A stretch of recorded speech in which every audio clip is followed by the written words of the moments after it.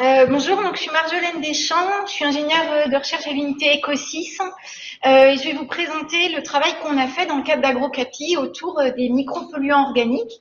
Donc c'est un travail qui a été beaucoup mené par Anaïs Goulas qui a été en postdoc dans notre équipe pendant 1 an et puis les analyses ont été poursuivies par Ghislaine Delarue au laboratoire.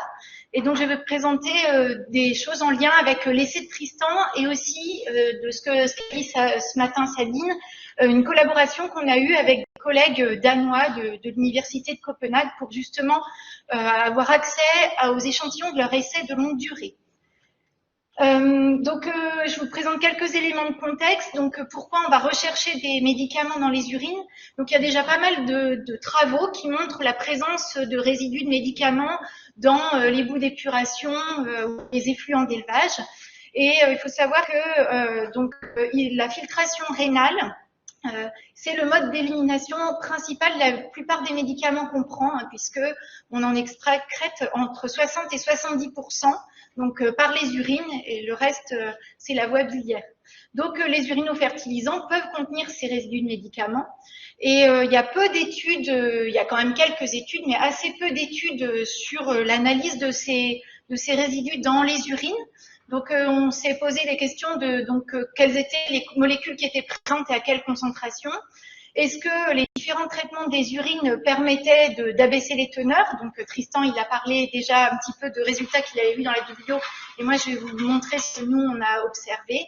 Et puis ensuite, quels sont les risques d'accumulation dans les sols après les apports répétés? Et puis, plus loin, la question du transfert vers les plantes et vers les eaux.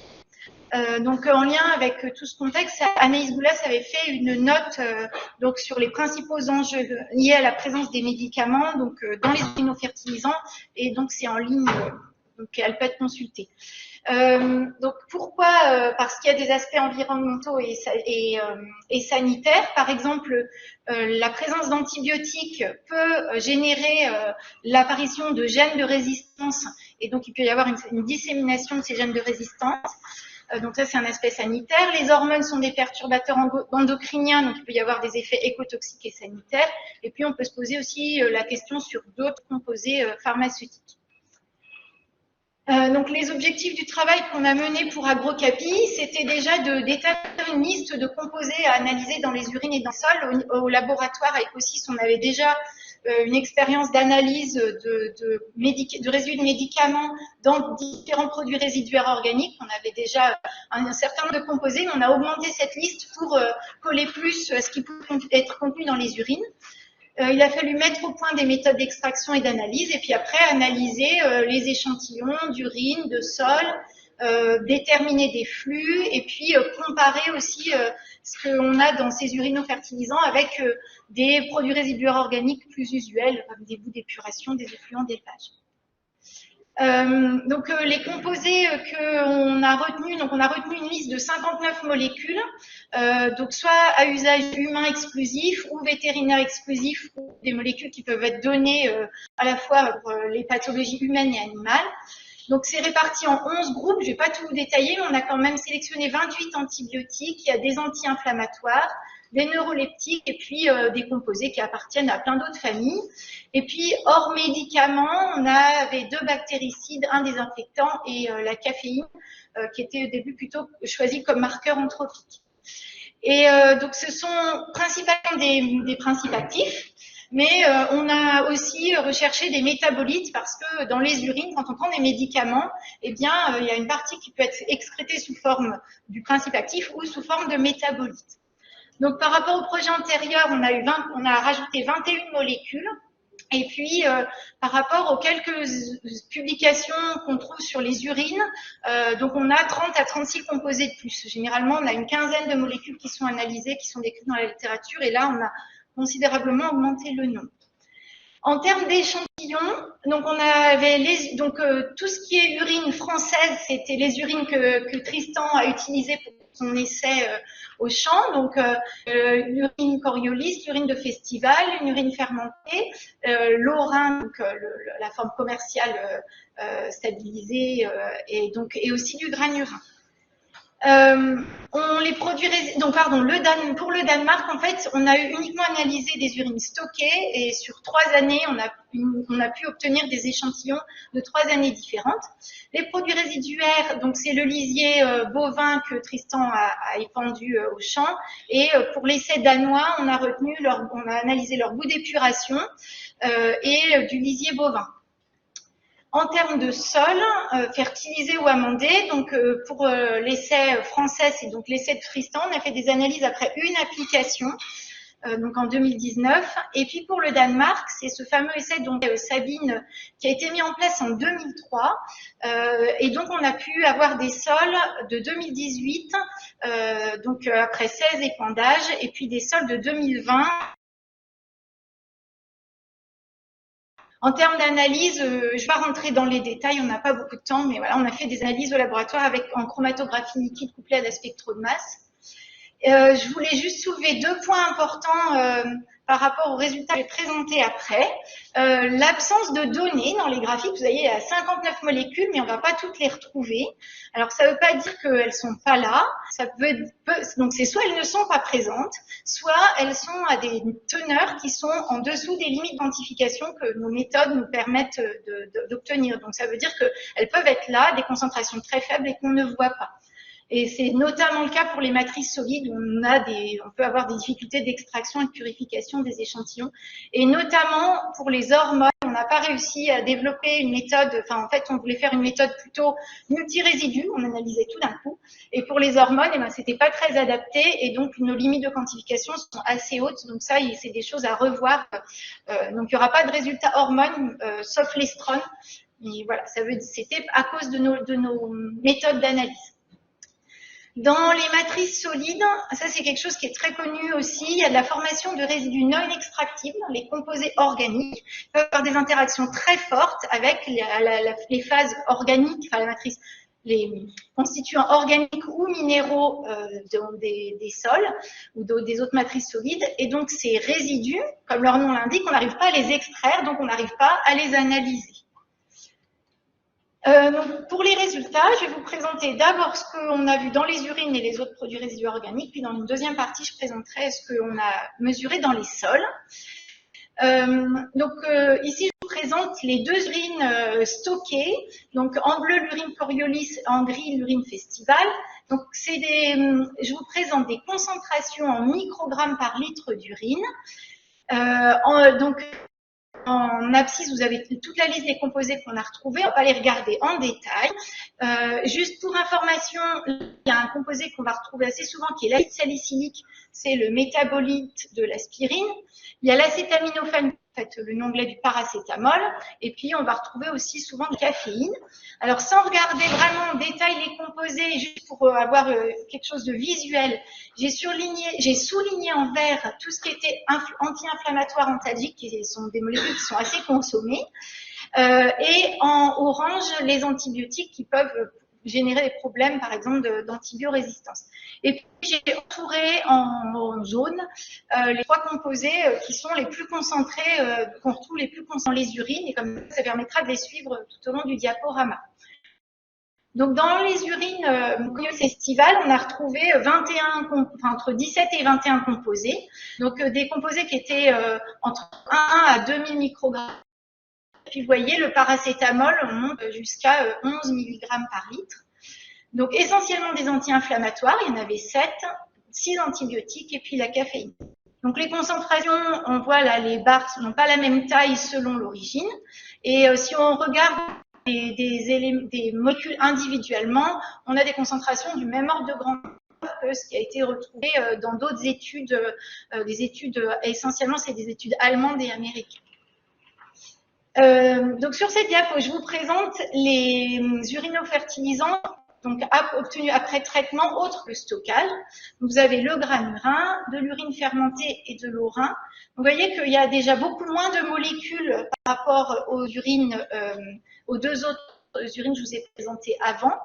Mais les groupes il y a 2 raisons à ça. C'est peut-être que les groupes de personnes auprès desquelles on a collecté l'urine ne sont pas les mêmes. Et puis, pour le unités par rapport à l'urine fermentée est 100 fois plus faible. Donc dans l'Haut-Rhin, on a des concentrations qui sont vraiment très faibles de composés. Pour le granurin, c'est un peu difficile de comparer et donc c'est pour ça que je vais vous présenter une diapo après, parce qu'on a présenté en microgrammes par kilogramme, puisque c'est de produit, puisque c'est un produit solide. Et ce qu'on voit, c'est qu'il y a donc essentiellement des anti-inflammatoires, vous voyez soulignés en vert, et puis la caféine. Donc, ce que je ferai ici, sont pour les 3 molécules qu'on retrouvait le plus dans l'urine, donc l'acétaminophène, donc le paracétamol, la caféine et l'acide salicylique.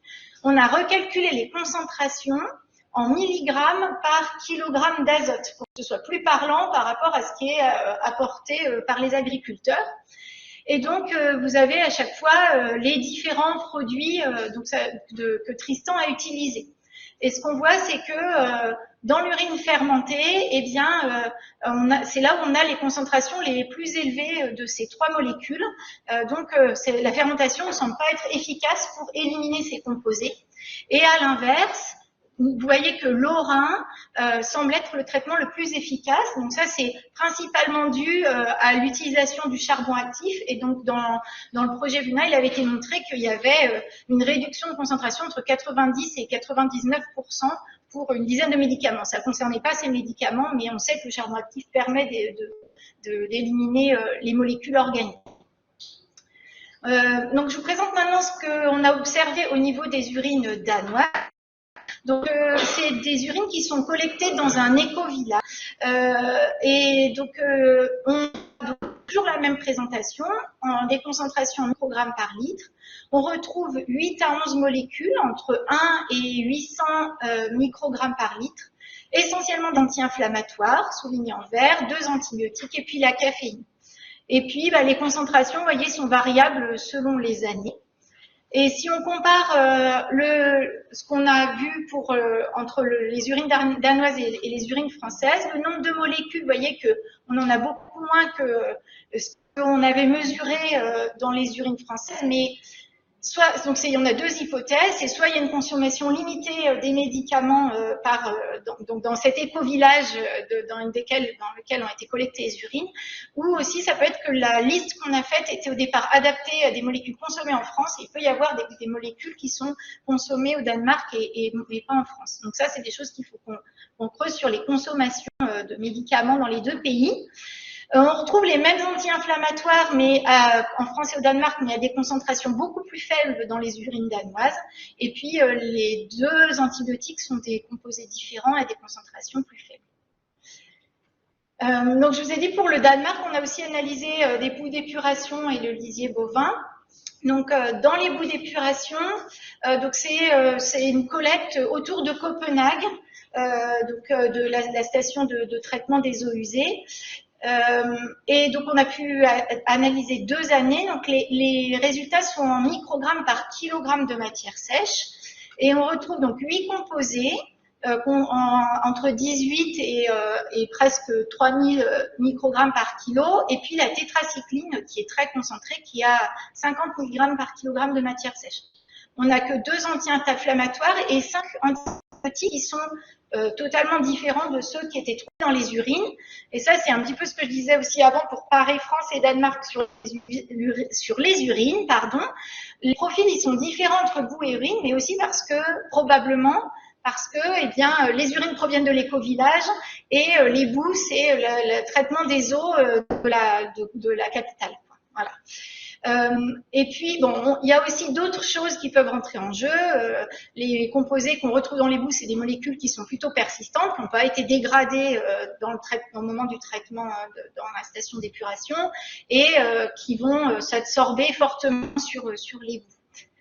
Donc, les concentrations, là aussi, sont variables selon les années. Et si on compare à des concentrations de boues d'épuration, par exemple, le projet d'M-Cyprea ou un article qu'on avait fait il n'y a pas très longtemps, les concentrations pour les mêmes molécules sont d'ordre de grandeur, excepté la tétracycline.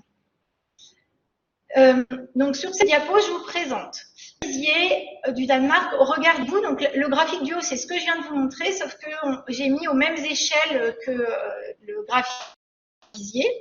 Donc, dans le lisier, on retrouve 9 molécules.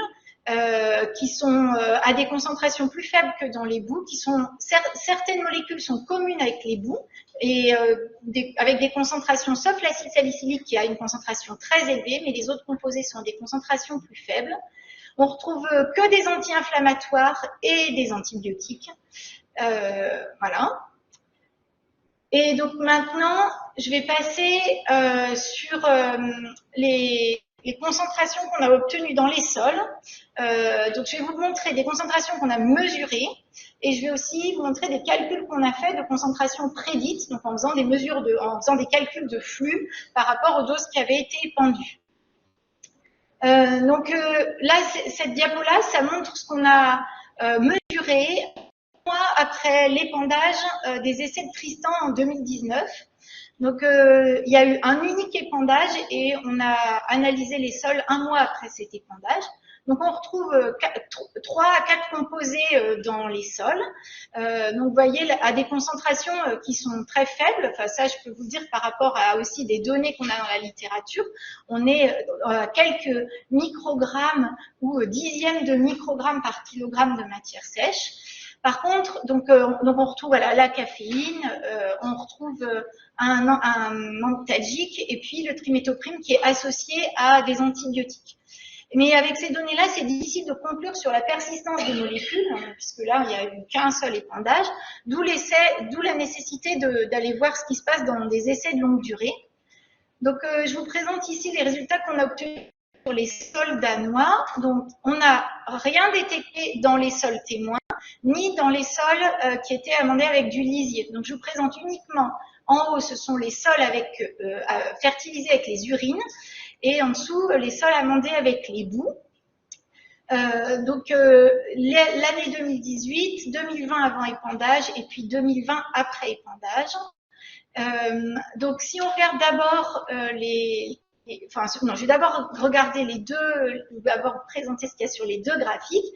On a entre 2 molécules pour les sols fertilisés avec les urines et jusqu'à 4 molécules qui sont quantifiées dans les sols amendés avec les boues, à des concentrations qui vont entre 0,1 microgrammes par kilogramme de matière sèche à 23 microgrammes par kilogramme de matière sèche après 16 à 18 années d'apport. Donc, vous voyez là, donc juste à gauche, j'ai fait des graphiques avec les molécules les plus concentrées, et puis à droite, on a des graphiques avec les molécules moins concentrées. Et donc, c'est des molécules, j'ai oublié de souligner en vert et en rouge, en orange, mais en tout cas, ces 2 molécules-là, c'était les 2 molécules qui étaient les plus concentrées dans les boues d'épuration, et la caféine était aussi dans les urines. Ce qu'on voit, c'est que dans le sol fertilisé avec des urines, il y a moins de composés, mais à plus faible concentration. Par contre, ce que je vous ai mis ici, c'est les quantités d'azote qui ont été apportées par hectare. Donc là, au niveau des boues, ils ont apporté beaucoup plus de boue que ce qui se faisait. L'idée, c'était d'arriver à voir donc au bout de 20 ans, c'est à peu près ce qui se passe au bout de 100 ans, ce qui se passerait au bout de 100 ans d'apport, selon les règles d'apport au Danemark qui sont basées sur le phosphore, en fait. Ils ont des teneurs en phosphore maximales à apporter par an. Donc là, je vous présente maintenant. Donc, on a vu ce qu'on avait mesuré, il y a très peu de composés, il y a des faibles concentrations, mais comme on avait analysé les composés dans les urines et dans les boues, on a pu calculer les flux qui étaient apportés au champ après. Donc, on s'est basé sur 17 épandages. Donc, en fait, à gauche, vous avez le tableau avec sol plus urine, à droite, c'est sol plus boue. La liste des molécules ici, c'est les molécules qu'on avait retrouvées, donc là dans les urines et ici dans les boues. Et puis donc on a déterminé au bout de 17 apports, et on a regardé un an après le 17e apport, c'est-à-dire l'année 2020 avant l'épandage 2020, donc on était 17 ans plus un an, enfin on était un an après le 17e apport de 2019. Et donc, pour ces concentrations prédites, en fait, on prend la concentration qu'on avait en médicaments ou en molécules qu'on avait dans le fertilisant ou la boue. On multiplie par le taux d'application, le nombre d'épandages, et puis on divise par la profondeur d'enfouissement. Donc là, c'était 20 cm, il y a eu un enfouissement de 20 cm après les apports, et puis la densité du sol. Et donc ensuite, ce qui nous intéressait de voir, c'est de comparer ces concentrations qu'on prédit aux concentrations qu'on a mesurées. Et on voyait qu'on peut avoir des chiffres qui sont assez élevés, alors qu'on a mesuré dans le sol plus urine que 2 molécules et dans les sols amendés par les boues, 3 composés. Et donc, si on compare les valeurs prédites aux valeurs mesurées, elles sont bien plus importantes. Et tout ça, c'est parce qu'il y a de la dissipation au champ. Donc, quand on épand ces produits, eh bien, les composés vont se dissiper. Alors, il y a plusieurs processus de dissipation. Ça peut être de la formation de résidus non extractibles, ça peut être de la dégradation. Donc, en tout cas, on retrouve moins que ce qui en a apporté en théorie.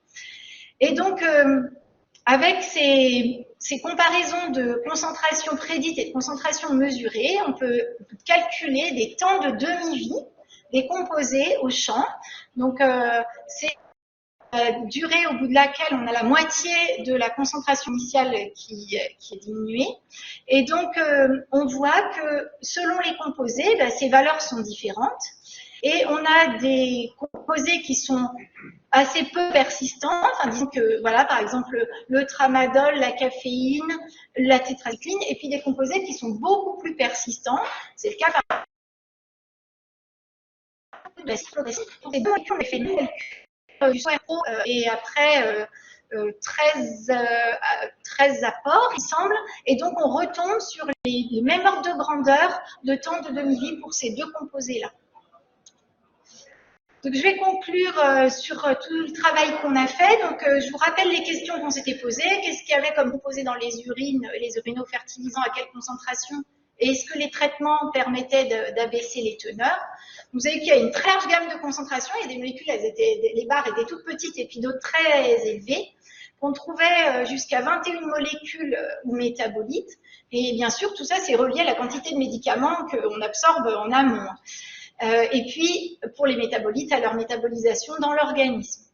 Le stockage des urines ne permet pas d'éliminer les médicaments et d'autres traitements permettent de diminuer le nombre de molécules et les concentrations, notamment quand on fait intervenir du charbon actif.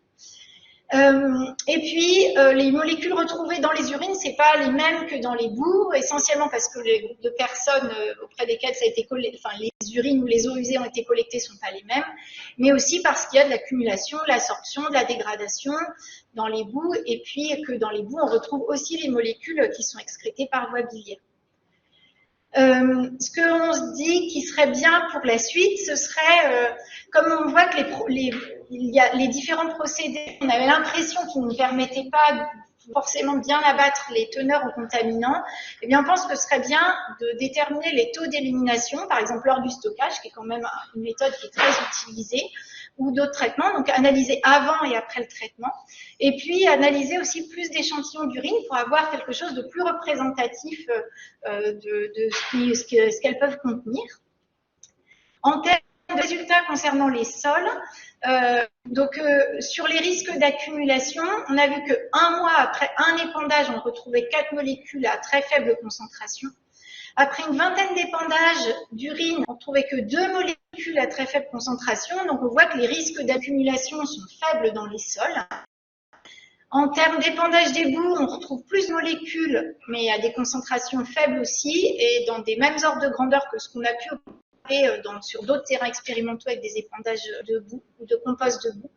Et puis, les concentrations retrouvées sont très inférieures aux concentrations prédites parce qu'il y a de la dissipation, mais ça, c'est composé dépendant.